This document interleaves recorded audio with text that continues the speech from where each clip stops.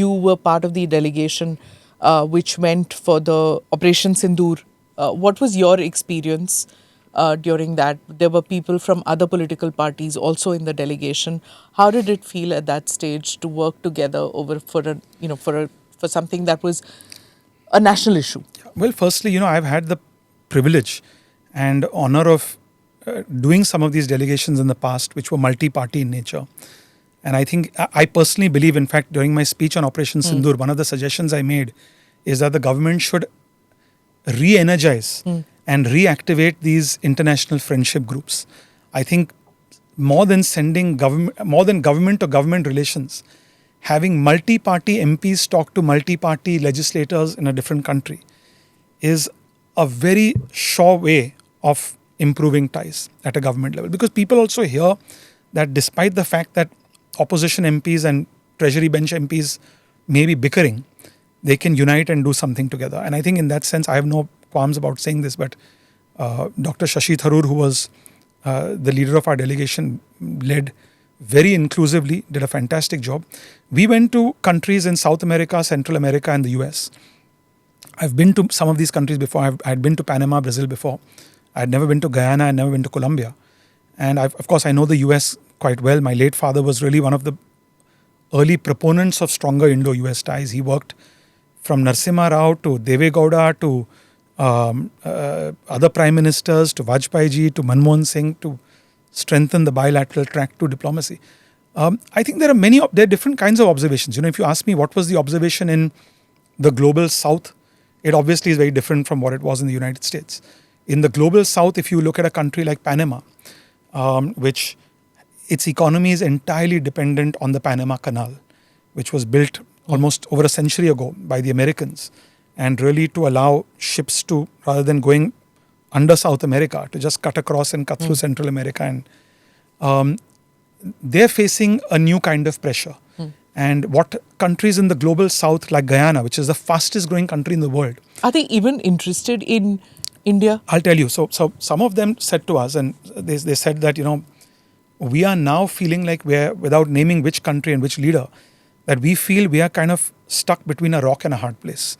If China comes and gives us money, and we understand that it comes with conditions, it can lead to a debt trap.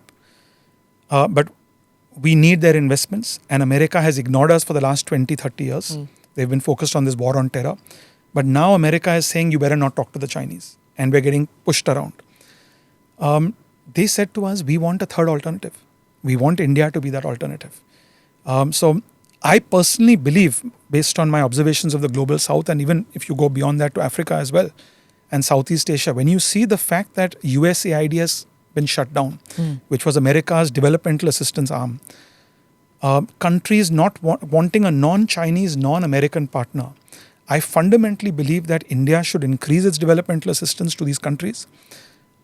We should increase our private sector participation, public sector participation in these countries.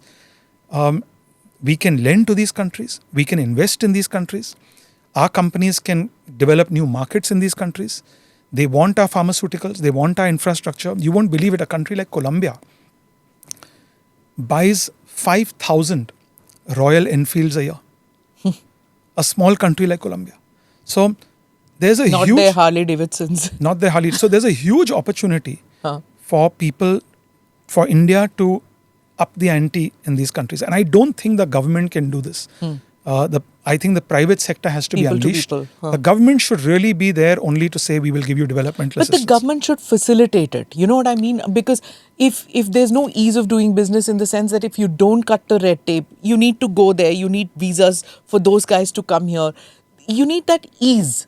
If that doesn't happen, if there's not a long-term perspective, it's hard to happen. I think there is, and I think the global south, again, South America, Africa, Southeast Asia, have traditionally seen India as an ally, as a partner. There are cultural similarities. Let me be very frank, and they prefer to have Indians in their country than the Chinese or Americans even. So we have a cultural advantage which others don't have. We have a democratic advantage that some countries don't have. We have a more long-term trust in us that other countries don't have. And we're not the types who will go in and bully and say, don't do this or don't do that.